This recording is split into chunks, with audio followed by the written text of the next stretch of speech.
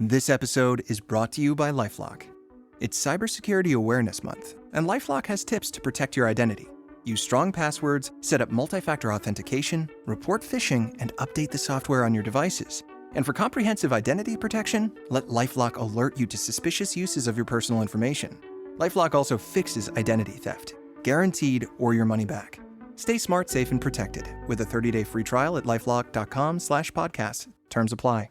Sports Social Podcast Network, the biggest voices in sport. Let's take a look at some of the lineup, tops and tails. And he goes, "All right, mate, do you want the darts?" And thing, and I'm like, what darts? The Anfield Wrap. But off the field, Liverpool have done everything they possibly could to achieve dominance now. The Analyst Inside Cricket. It was announced over the PA system that I was out of the test for injury. A massive cheer went up around the ground.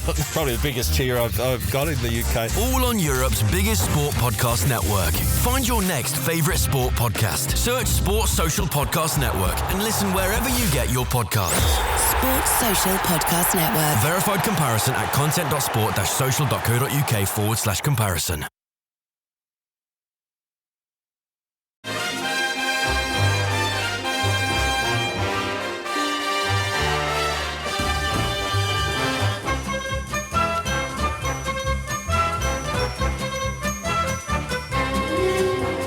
Hello and welcome to Away the Podcast. It's Martin here, and you join us today for a Q&A pod. It's Tuesday. It means there's lots of questions and hopefully lots of answers coming from our two fine gentlemen who we've got up bright and early on this morning to answer all of your hot topics. So first of all, we'll say hello to Ant Watson. Hello, mate. Hello, mate. Yes. Nice to be back after a wonderful weekend. Wonderful 3 points for the lads. Top 4 Champions League, here we come. It's depressing, isn't it, in some respects, because Sunday morning you looked at the league table was second, and you look at it on Monday morning, you go, shit, we've dropped down to fourth without even playing. Just shows how expectations have maybe shifted a little bit over the past few weeks. It was quite funny in our group chat. Like, obviously, we've got a lot of good members in our group chat, but when we're like thinking, if Villa hang on to this, we're still second, and then the next phrase was, "Oh shit, Burnley scored." Probably the ups and downs of what we are, but it's class. If you kind of again, is esteemed Davey, who's no longer with us, if you kind of get excited for this, then you kind of get excited at all, can you? Let's get carried away, man. That's it. It's a roller coaster of support in Sunderland, which none of us would change anything about, I am sure. Also joining us today is Andrew Smithson. Morning, Andrew. Morning, Martin. Yeah, Labris needs to sort it out. Like, we've slipped 2 places down the table. It's unacceptable. Well, as I say, we've got a ton of questions that have come in on social media, on email, and on the website as well. So thank you very much to everybody who's sent those questions in. We will get straight into them. So the first question that we've got, Andrew, comes from Eddie Archbold on X. And Eddie says, if you saw Match of the Day, what did you think of Maresca's comments after the game about dropping points to these kind of teams? No credit was given to us at all. Did you see that? And if so, what did you make of it? I didn't. I'm keeping Match of the Day back until later in the week when I'm flagging. I've had a tough day at work or something and I need to pick me up. I'll stick Match of the Day on. Listen, opposition managers for me can say whatever they want. I don't give a nick. They are desperately trying to, set the agenda for themselves and say things that suit their purposes. If Sunderland go under the radar, if Sunderland are misunderstood and not given enough credit, so be it. The longer we keep surprising teams and catching them out, the better for us. All I'm fussed about is what Labris has to say and what our lads do on the pitch. And if people need to, have a little dig at us, if anything, that suggests we're doing what we need to do. I always remember when Lee Johnson was Sunderland's manager, and he talked about the post-match press conference being a message to the supporters, being a message to the players, and being a message to the board as well. And I suspect this interview that Maresca did was very much a message to his team. And I think the wording I've actually got no problem with, because these kinds of teams suggests to me is going, we need to beat newly promoted sides at home if we've got a chance of winning the championship or doing whatever it is. I've always got a massive bee in my bonnet when people use the word club instead of teams, or club instead of team. And I think there's a huge difference in terminology there. So if he'd said this kind of club, I would have been really pissed off and taken umbrage with that. But these kinds of teams, I can kind of see where he's coming from. So I've got no problem about that. And look, the more we fly under the radar, or the longer we fly under the radar for, the better. Because I think we can keep on doing it, and we can surprise a few more people. It's as if people, I agree entirely with you there, by the way, but it's as if people didn't pay attention during the summer, because a lot of pundits still say, well, they only just scraped up through the playoffs. Well, but 7 or 8 of those players are no longer part of the first team. So there you go. So that proves my point. The club might have scraped up through the playoffs. The team didn't. Yeah. Big difference. Yeah. And Rachel Thexton at Rachel Thex91 on X. It's a very short question, but obviously relates to the Chelsea game. Thoughts on Traore? Now, Bertrand Traore has come in the last 3 games. Hasn't necessarily pulled up any teams. Pulled up any trees. But what has your thoughts on him been so far? Do you know what? I'm gonna defend him very, very slightly, to be honest, because I get why people are a little bit frustrated with him, because it's like this. Does he offer? You're looking at like my end of on the bench, probably on the bench on Saturday. Obviously, probably came on and made a massive difference. And you think that formation was probably suited for one of them two. But I actually thought Traore was okay in the first half. I didn't think he was doing much wrong. I think he can improve with his tracking back. I think that can come and improve. But you look at the first goal, the position he gets in, and he completely leaves Pedro Neto for the first goal. And it's a shot that's going on target, probably going into the back of the net. It takes deflection. Obviously, Wilson puts it in. So if he doesn't get in that position, we don't score the first goal. So I think he did okay. I think obviously Regis has got. I think he's starting to look at his finishes when he's bringing when Talby's coming on a little bit later on now, and Talby has come on, made a difference in the last few games that he's come on in. And I think it's going to be impossible for him to not play a week Monday.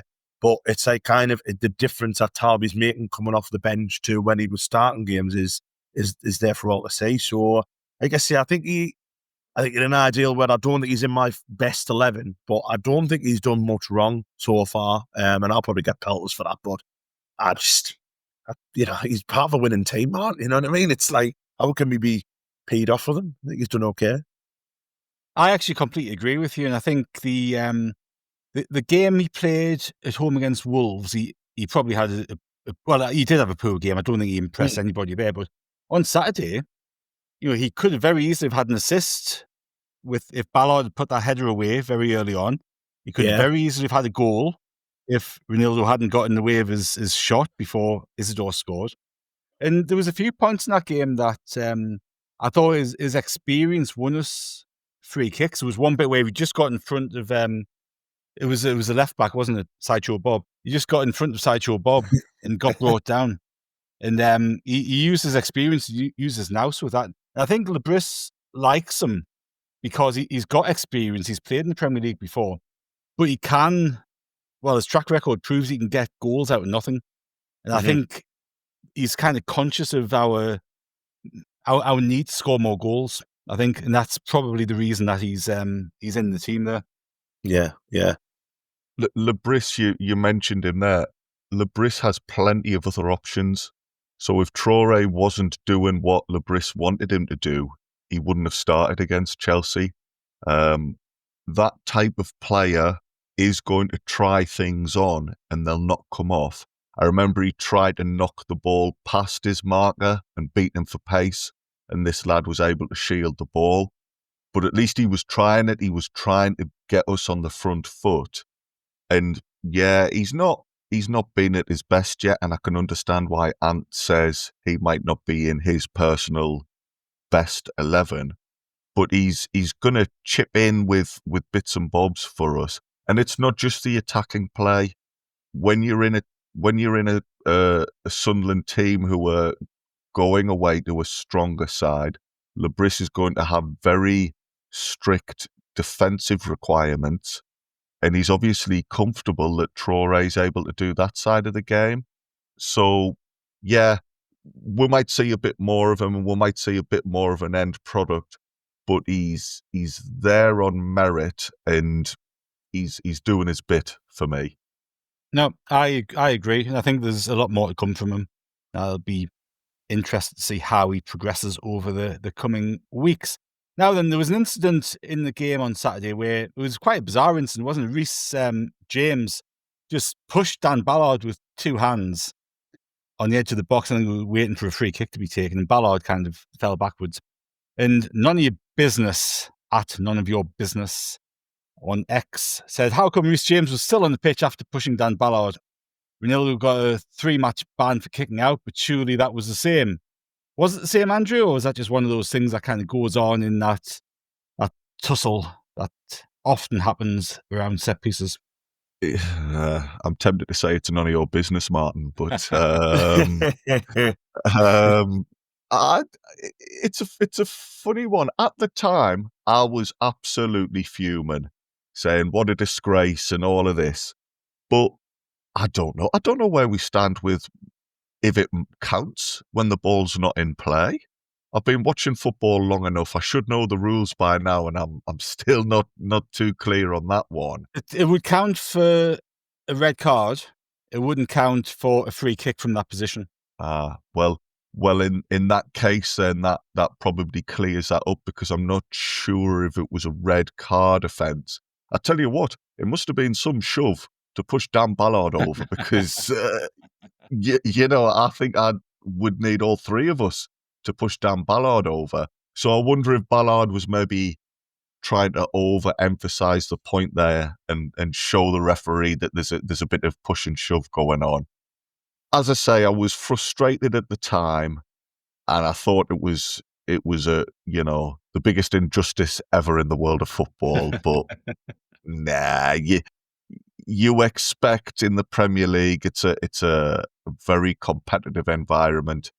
You expect that, and it wasn't like he's absolutely, you know, knocked his teeth out or anything.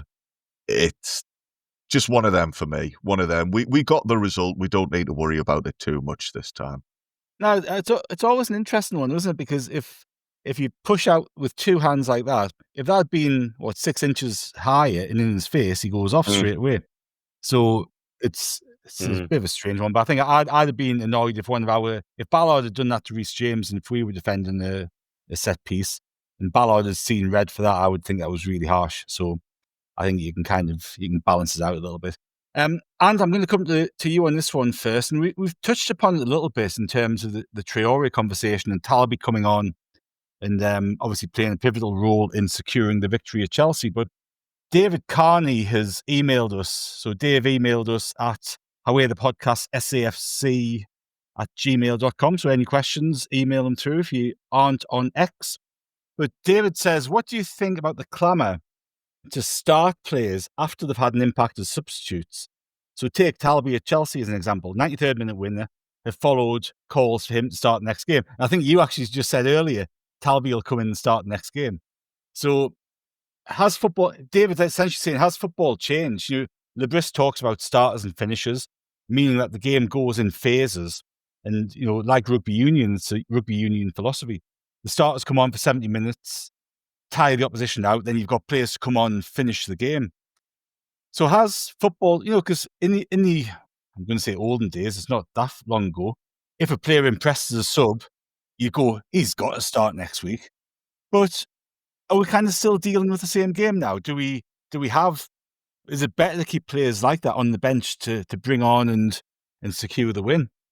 I think so. I think it's a really, really good point. And we mentioned before, didn't we, about the finishes with Talby and stuff like that. I think the reason I said Talby, I think, will start on Monday against Everton is I think it's not the first time this season he's come on and made a difference. It's probably every time he's come on in the last 3 or 4 games, he has done very, very well. You look all the way back at Manchester United. He came on there, made a difference, played really, really well, was probably unlucky not to get a goal. Wolves, obviously, at home, he comes on, makes an assist. We'll give him the assist, don't we, for the own goal? I gave him the goal, so there we go.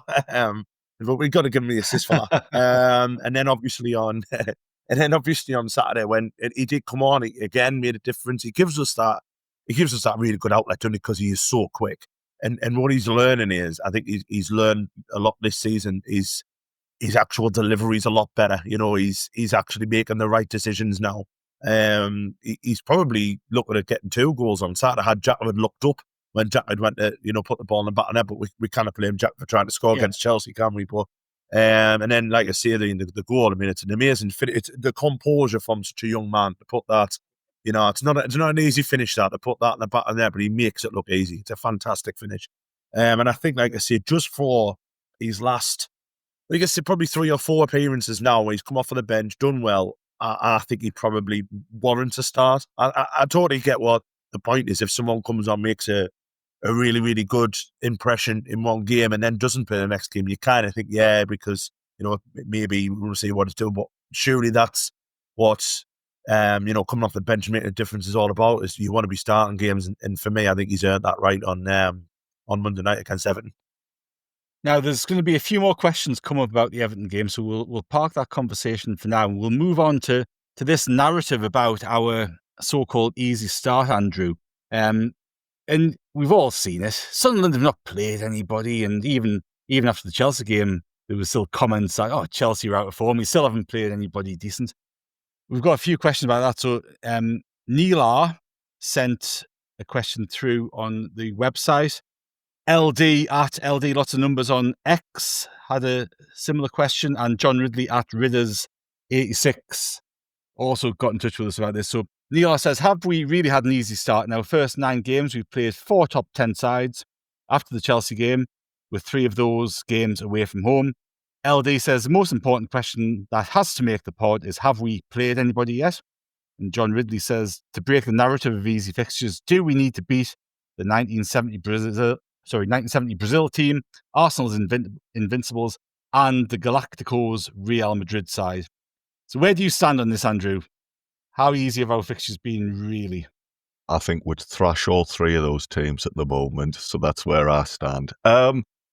This is something, I think it was on the reaction pod on Saturday after the game, and I can't remember everything I said in that edition because I was buzzing. I was probably talking no sense whatsoever.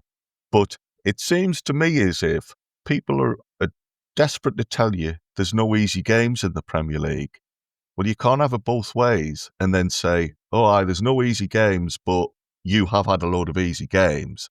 I mean, Crystal Palace, man, FA Cup winners, they were on this massive unbeaten run. They were taking everybody on. The next game after us, I think they beat Liverpool, who at that point were the reigning champions and were top of the league with a 100% record. Yet we went there and got a draw. So Crystal Palace are obviously a capable team. 3 or 4 of the teams we've played were good enough to get into Europe last season. So, yeah, I don't have very much truck with that suggestion. And also, there's a different world and maybe a different version of Sunderland that could have very easily got off to a shocking start, and suddenly West Ham at home, Brentford at home look like tough fixtures against established Premier League teams. It just so happens that we got ourselves ready, and as soon as the season started, we were in Premier League mode. Some teams take a couple of months to get to grips with things. But again, as I say, if people want to underestimate Sunderland, let them do it. Say what they want about us. I'm not that bothered. What I can see with my eyes is this is a really good team, and that's enough for me. And, we've talked about before, haven't we, in terms of that run of fixtures, and as you alluded to there, Andrew, it's all well and good going, you've had an easy run of fixtures because you've accumulated the points that we have. But we could easily have seen that as a very hard run of fixtures because the pressure was on to actually get results. And, we've played 9 games now. If you include ourselves, that's 10 teams. So people are saying half the Premier League shit, which can't be the case. It's just not the case. You look at the form that Brentford are in. You look at the form that Aston Villa are in. Aston Villa got a great result at the weekend. We've took points off these teams. Crystal Palace have got some great results this season. So I just think it's a straw that desperate mags are clinging onto, would be my view on that one. The AFCON has given us a few questions. Now, that's obviously sort of looming on the horizon. We're going to miss a few players for a few weeks, hopefully not too long. But LD, again on X, says, AFCON, how the hell do you replace Noah Siddiqui? At Rig11X asks, what would your midfield be during AFCON? And Roy, at Roy of the Rokers, says, we have 4 games in November. Everton, Arsenal, Bournemouth at home with Fulham away. Do we start preparing for AFCON now and blood a few of the players who we haven't had starting games? Or do we just focus on getting as many points as possible before the tournament starts? Are those two things mutually exclusive? There's a few things to pick out in that range of questions, but in terms of the AFCON, looking at that looming on the horizon, how are you kind of viewing it? How big a problem is it going to be for us, do you think? Do you know what, Martin? And it might come across as a little bit, I don't know, a little bit blasé, a little bit. I'm not thinking about it yet. I'll think about AFCON when AFCON happens. You know what I mean? We're in October. We've still got 2 months left. Fingers crossed, touch wood of, these players being here. I personally wouldn't be blooding anyone in now. I think, we've got, 10, 11 games before it starts. I'm sure there'll be someone doing the maths now. And for me, I think you play your best team possible, don't you? We've got to be thinking when it comes to that, we've got a really, really difficult December. You've got to remember we've got such a hard run of fixtures there, apart from a certain team somewhere at home. But for me, I think you've just got to be, we're on a really good run. We're on really good momentum. You've just got to keep that momentum for now.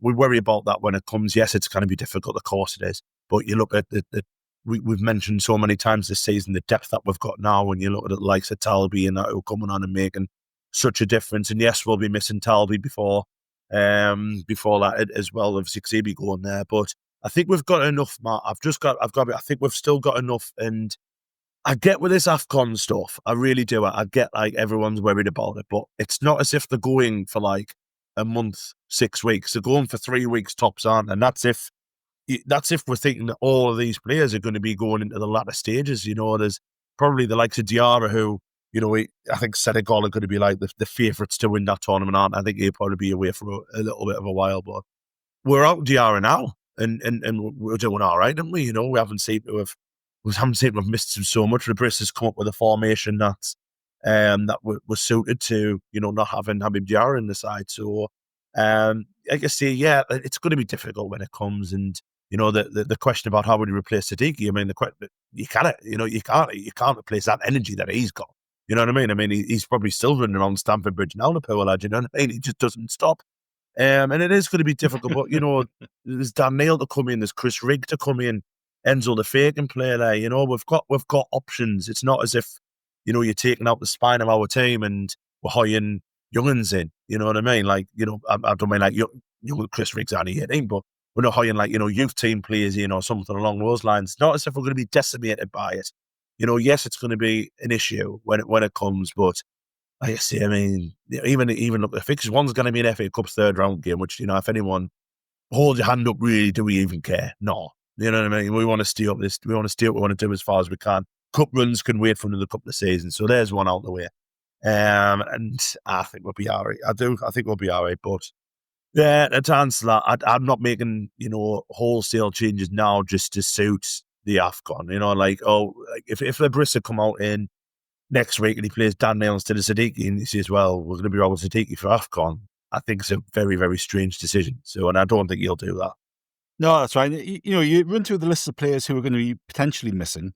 But Siddiqui, Talby, Traore, Ronaldo, Diarra. And Diarra's a question mark, isn't he? Because his injury might actually prevent him from going. We might actually be able to play him during that the later bit of that spell anyway. Adingra, Masuaku. And, I agree with you, and I don't see us giving Dan Neil a game ahead of Siddiqui just because he's going to need to play in a few months' time. But the formation that we played on Saturday potentially kind of points to something that we might do during AFCON, because you don't need as many central midfield players in that way that we played. We were kind of playing with one less. So potentially that's kind of, I actually think Labris is just going game to game, and rightly so. And I think his mentality would be exactly the same as yours. We'll deal with that when it comes. There's absolutely no point in worrying about it now or doing too much about it now.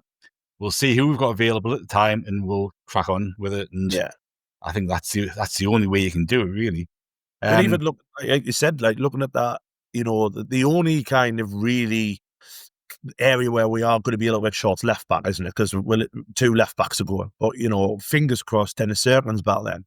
And if he's not, then obviously Hume can play left back, and Mukiele can play right back, and then Alderati and Ballard if they're all fit, But it's ifs and buts, isn't it? And at the minute, it's we're on such a good run. We've got like I say, we've got got a difficult November, but you look at Everton and Fulham, when you take out of there are the sides where you're thinking, we could get 3 points and then nothing else is a bonus. That's probably what you're aiming for, and it beat Everton, Fulham, and then that's momentum's still going, and then you get what you can from Arsenal or whatever. And the rest will look after itself, isn't it? As long as we're, still picking up points by the end of December, January, whenever it comes, if we're still on a, I'm not saying we're going to be 4th in the table, by January, because I don't think we will be. But even if we're like, 8th, 9th, 10th or whatever, and there's still that gap over the bottom 3, it doesn't really matter anyway, does it? So, just keep it as it is. You've got to play your best team possible at every game. And as you said there, Martin, he's taking that every game as it comes. And whatever happens, the AFCON. It is a big question, Andrew, from LD, lots of numbers. How the hell do you replace Noah Siddiqui? Now, I think the answer is you can't, really, can you? No, you somehow try and squeeze 2 players in and hope the referee doesn't notice, because he does the work of 2 men. It would be tough to replace him. But I don't know how we would, but we've got a manager there, or a head coach rather, who is well on top of things and will know what his players can and can't do.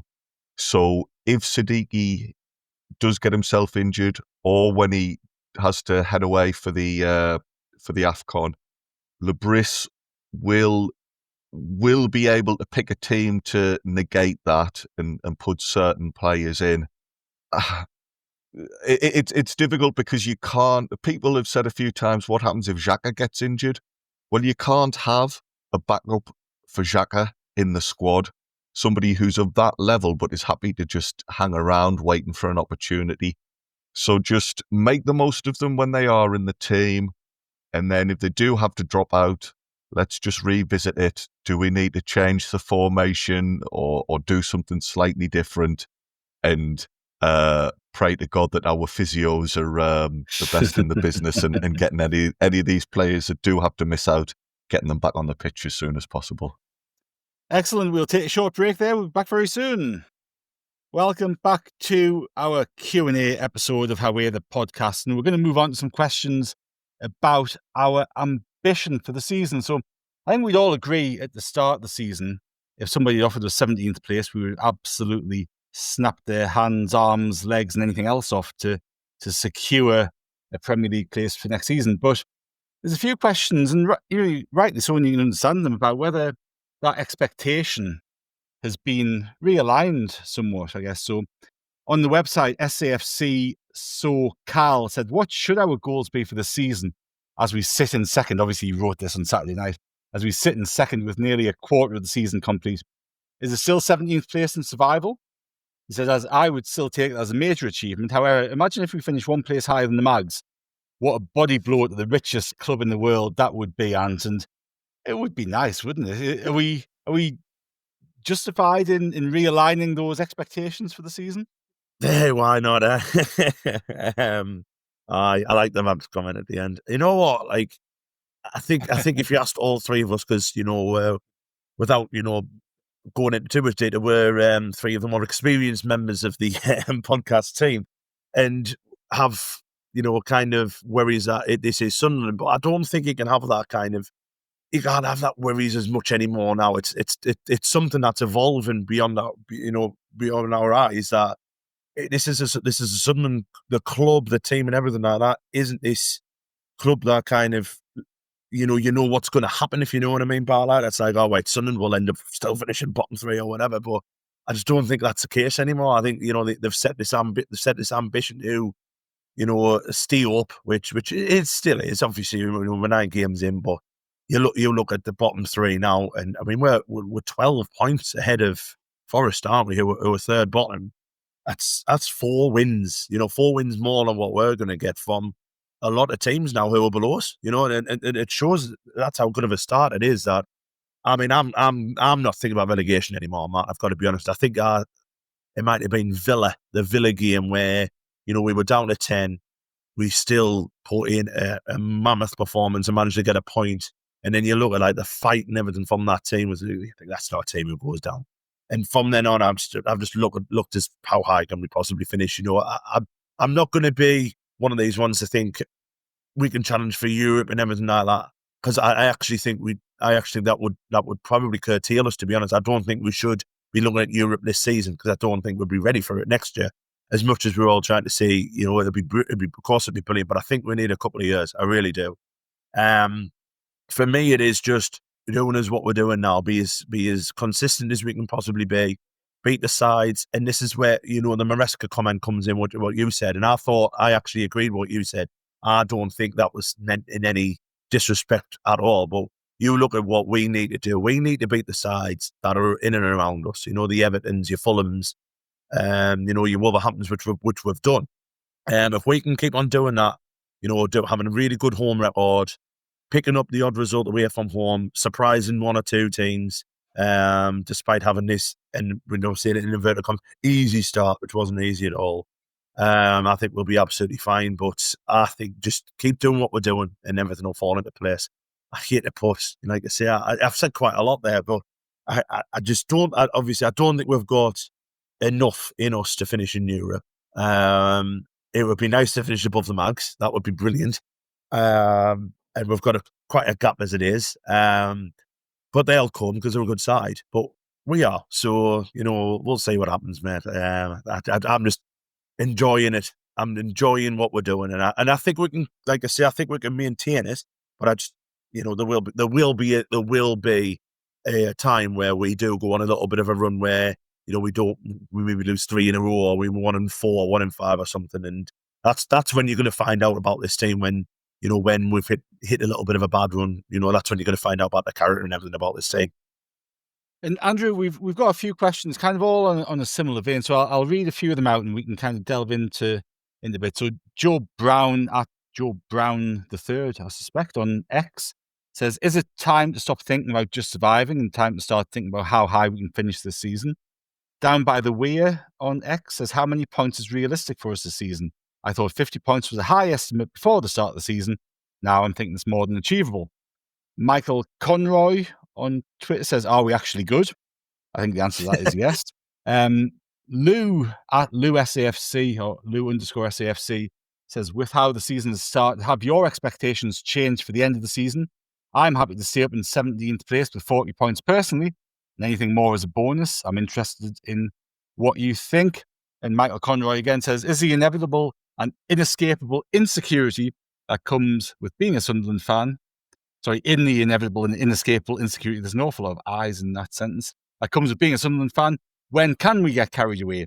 I reckon after we've rinsed Arsenal." So what do you reckon? Have your expectations changed, Andrew? And when can we get carried away from Michael? Well, I wonder respectfully if Michael's of a similar vintage to us all, because I know exactly what he's on about when he says that. Or he might just have been listening to the On This Week podcasts and just soaked it all up. Yeah. Typical Sunderland. Well, yes, exactly. Typical Sunderland. Dear me. Typical Sunderland is changing in front of our eyes. it's lovely that there's so many people getting in touch at the moment because we're all just buzzing, talking about the team. I, on Sunday, walked me mum and dad's dog down on the seafront, and you could just tell there was more people with like a Sunderland coat on, or you'd walk past people and you'd overhear them talking about the match the day before. Everybody's loving it. My expectations, I'm not trying to sound clever here or a know-it-all. My expectations changed when we started being linked with big name goalkeepers for big transfer fees. As I was leaving Wembley, yes, I would have been over the knot if somebody had given us a 17th place finish. I thought we were going to sign 2 or 3 Premier League players to complement what we already had. But then when it turned out that, what was he called? Was it Marcin Bulka? Yes, it was the lad who went to Saudi Arabia, wasn't it? Yeah.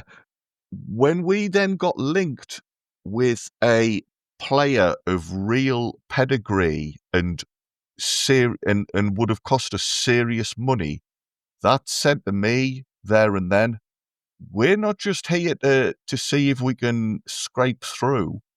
Sunderland are looking at this as an opportunity to really establish themselves. So ever since then, I've been of the belief that we could be in that middle pack quite comfortably. And everything I've seen since then has backed that up. There will always be a part of me thinks, oh, flipping heck, if we lose to Everton and then Arsenal, we're suddenly in it and the mood's going to drop. But I don't get the sense the players are like that. Their mentality and application is being spot on. And yeah, listen, I'm old enough to know better. So by all means, play this back to me when it all goes south. But if you put away the emotions and the baggage of being a Sunderland fan at the moment and just look objectively at the squad, I think we should realistically expect to not be looking over our shoulder and panicking every time a team in the bottom 3 wins, because it shouldn't impact us. And it's a funny one, isn't it? And because, we've all been around the block once or twice. We've all seen Sunderland get your hopes up and then dash them with a ridiculous series of results that should never happen. But to me, this all feels different. And it's how quickly you can become comfortable with it feeling different. And Roker Park was windy, which is a brilliant username for somebody on the website. I love that username because it was bloody windy and cold.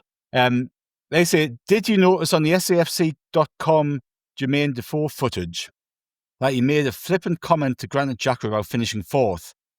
Granit didn't flinch, which Granit doesn't flinch.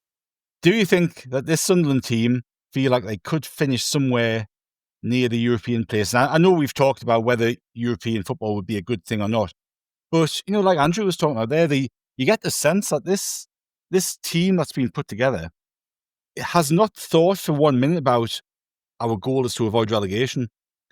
It's kind of like our goal is to finish as high as possible.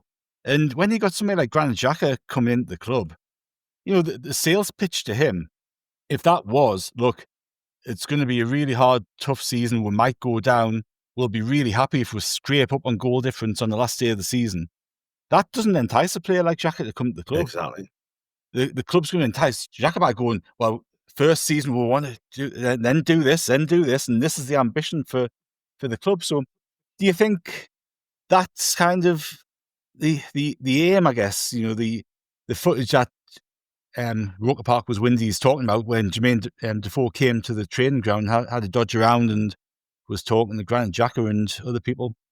It might be tongue-in-cheek now, and look, again, 2 or 3 games down the line, we might go, actually, that's not quite where we are going to finish. But, is that the ambition? Where does the ambition lie, do you reckon, for this team?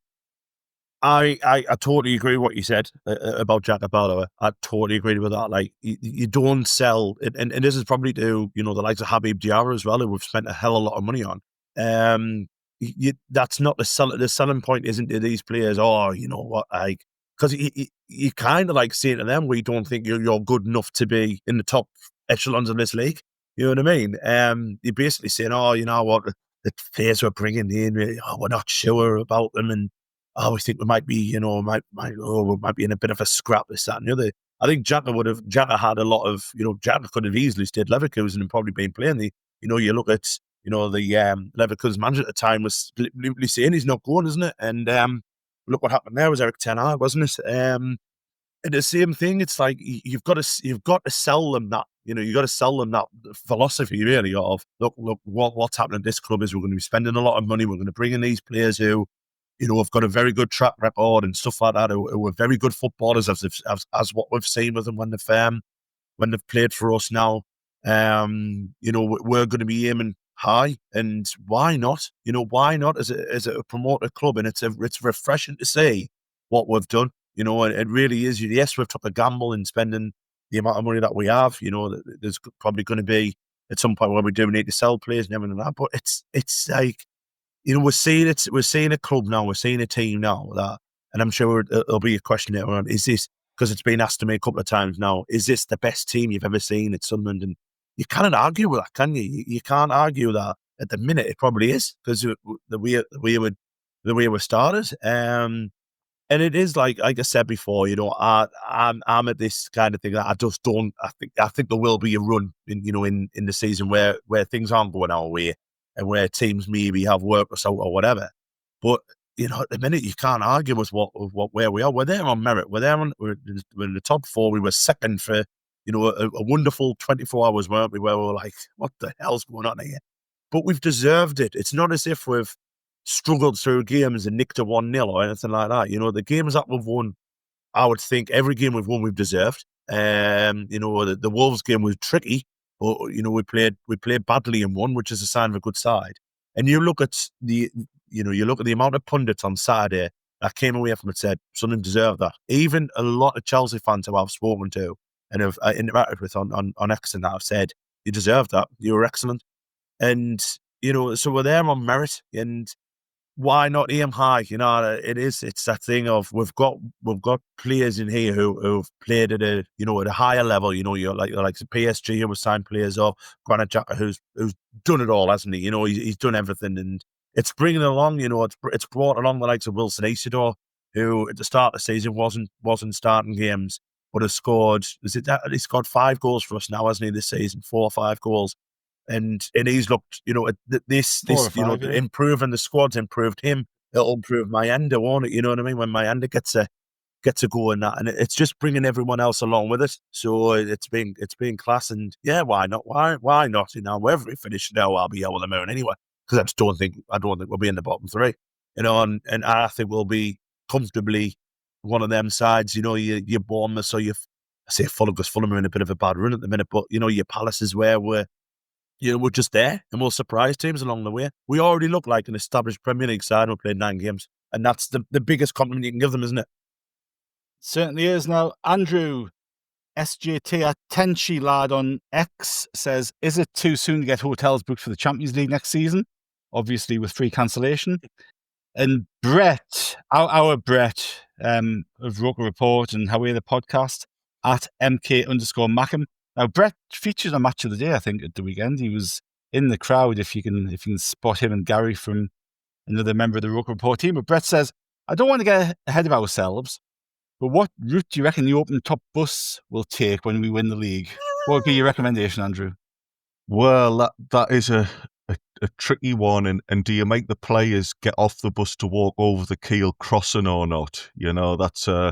That is a tricky question. I might need a little time to map that one out. Come back to us on that one. But in all seriousness, let's be positive. It is nice for us to be talking about looking up the table and what can we achieve, not being the other way around and being like, oh, are we going to do it? Are we going to scrape scrape through or we're going to pull ourselves out of the mire. Football is meant to be fun. Let's enjoy it. I'm not sure about the Champions League. Maybe we'll just settle for the Conference or the Europa League just for the time being, until we get our sea legs, and then we can have a pop at the Champions League. But why not, man? We've had plenty of rubbish supporting Sunderland. Let's enjoy this. Let's go to work this week. And if you're talking to Yamara, who's also a Sunderland fan, it's nice. Normally in the past, you want to go, we hit the game. Yeah, it was crap, wasn't it? And then move on to something else. But now it's going to get done at work, because anybody that stops me and says, "Oh, you're going to watch us play Everton," I'm going to want to stand around and have a bit right on with them for a few minutes, talking about the lads. It's good times, and that's what we're in football for. Also, Indeed. if my boss is listening, I retract some of those comments. If anybody mentions football, I just say, I don't know what you're talking about. Let's get cracking with the matter in hand. Of course, the consummate professional, Andrew. Well, I think that is an excellent place to leave this Q&A for today. We'll be back later on in the week with another Q&A, because we have still got tons of questions to go through. But until next time, it's goodbye from us.